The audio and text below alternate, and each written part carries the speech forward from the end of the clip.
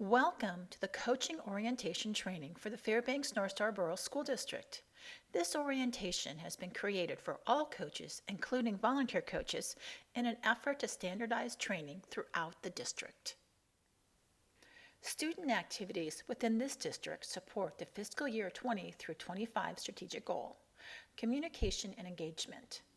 Family engagement to celebrate and support diverse ways families engage in partnering for student success.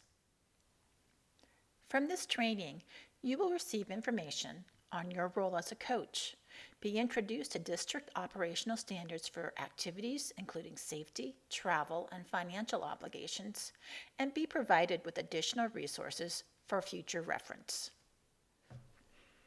The road to becoming a coach in this district involves a multi-step onboarding process. This slide identifies the 4 steps. First, you need to complete all mandatory training. Once you've done that, you will either attend an orientation with an HR tech if you are a paid coach, or you will complete the volunteer application process.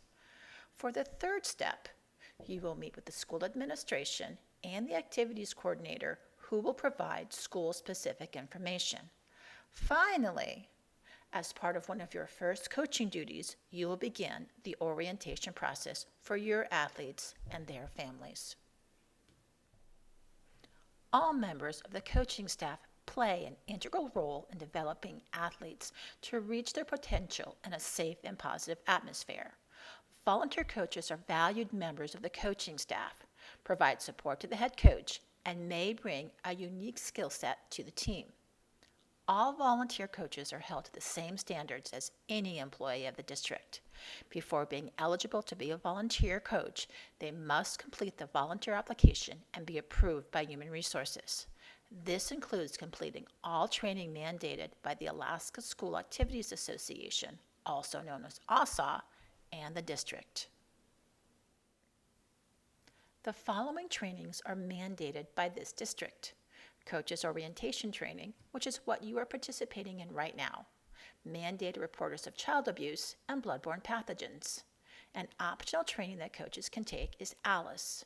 If you need any assistance with any district-required training, please contact Human Resources. High school sports are governed by the Alaska State Activities Association, also known as ASA. High school coaches must complete the fundamentals of coaching and the ASA policies and procedures training. All coaches, including volunteers and coaches at all grade levels, must have a current first aid card and take the concussion awareness and sudden cardiac arrest courses. If you need any assistance with any ASA required training, please contact your school activity coordinator or the school administrator. All mandatory training must be completed prior to the issuance of an SAS contract or the submission of a volunteer application. The trainings required by ASA must be submitted to planeths.com and to Human Resources. The district publishes 2 separate activities handbooks, one for middle school and one for high school. The handbook includes general guidelines and information on the responsibilities of coaches as well as the roles of parents and students. All coaches should receive a copy of the appropriate handbook from the activities coordinator at your school, or you can find a copy on the district website. The district takes your responsibilities as a coach very seriously. The rest of this training will provide a synopsis of those responsibilities. More in-depth training is available through the Activities Handbook. This slide outlines the topics that are being covered. There are many individuals or groups that will have a role on your team. As a coach, it is important to understand each role. The school administrator and activities coordinator will be your go-to person for operational questions or direction. They should be involved in and aware of your planning efforts. The players are the heart of your team. It is important that you set a good example for them and that they view you as a positive role model and the team leader. A vital component to player health and safety is the role of the athletic trainer. Some teams will be provided an athletic trainer and priority is given to higher contact sports. Athletic trainers can make a critical difference when an injury occurs.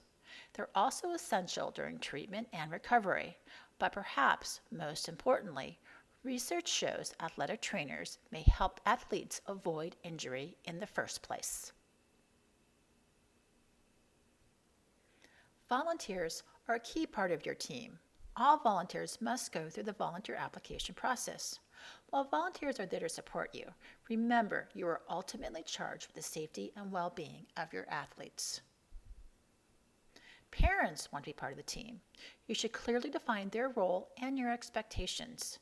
These expectations should include how and when you'll be communicating and how they should communicate with you. Many teams have booster clubs. Booster clubs complement and support student activities. Fundraising activities offered by booster clubs must follow school board policies and be approved by school administration. Any donation greater than $1,000 must go through the board acceptance process. Don't skirt school board policy by asking booster clubs to donate a smaller amount. Booster clubs do not have any authority over decisions made related to athletes, travel options, team schedule, play, etc. Effective communication is essential in all aspects of life. Coaches must be able to communicate with athletes, other coaches, administrators, parents, and the public. Coaches must be thoughtful not only in sending clear and understandable messages, but also at listening to and understanding what their athletes are communicating in return. How you communicate with your athletes directly affects how they perceive you and how they feel about themselves. Maintain consistent communication with the school administration and the activities coordinator. Email is a great way to communicate and provides written support for your communications. Ongoing communication throughout the season is important, especially if any issues arise. Parents want consistent and timely information. You should communicate your coaching philosophy, individual and team expectations, location and times of all practices and games, district procedures in case their child is injured, and other team information such as special equipment needed and opportunities for out-of-season conditioning. If you decide to use a social media tool such as Facebook, you must follow the district social media policies and guidelines. Be sure that you communicate with parents on how to communicate with you. You should set parameters on how and when parents should contact you. For example, you may request a waiting period after a competition or identify specific hours that you are available. It's easier to set these expectations at the beginning of the season rather than make changes throughout. Many schools already have specific tools they want coaches to use to communicate. One such tool is Remind. Be sure the school administration is aware of how and when you are communicating with parents and athletes and include them in all communications. Personal communications, such as texts of any sort, should not be sent to students. If you need to connect with a student individually, make sure that parents or guardians are included on any and all communications. Your first opportunity to communicate with parents is prior to the start of the season. A beginning of the year parent meeting is a wise investment as it allows you to set the stage for the rest of the year. Use this opportunity to provide an overview of the team rules, introduce the coaching staff, discuss the planned budget, and provide an overview of the travel schedule. During this meeting, you should also discuss district policies including concussion protocols and player eligibility. Maintaining a positive public image is the responsibility of all coaches and student athletes. The local media is always looking to feature school sports. It only takes a few minutes to call in scores or connect with the local sports editor. Provide positive accounts of the game that reflect well on your team and your opponent. You might even find a parent on your team that is willing to report scores and the outcomes of your games. Be receptive and responsive to calls from reporters. If you would like guidance on how to interact with the media, the Director of Public Relations is available to provide training and can be reached at 907-452-2000, extension 11438. Alaska state law identifies coaches as mandatory reporters of child abuse. What this means is you must report suspected abuse or neglect immediately, within 24 hours to OCS or the state troopers. You do not need to determine if the information you receive is accurate or whether the child is a reliable source. Your responsibility is to report. Reporting to someone other than OCS or the troopers does not fulfill your reporting requirement. For additional information, refer to the mandated reporters of child abuse training. One of the essential duties of a coach is to provide a safe and healthy environment for all athletes. As the coach, you are expected to maintain a safe environment for all activities. As you are developing an activity plan, work with the school AC and school administrator. Both will help ensure that you are following school board policies and that you have all the required paperwork and appropriate approvals. One approval that is needed is if you would like your athletes to participate in an activity that isn't traditionally part of your sport. An example is the cross-country running team going to the pool to swim laps. This isn't a normal conditioning activity, and so the coach would need prior approval. Off-site activities also need prior approval. Anytime you're taking athletes off-site, you need approval.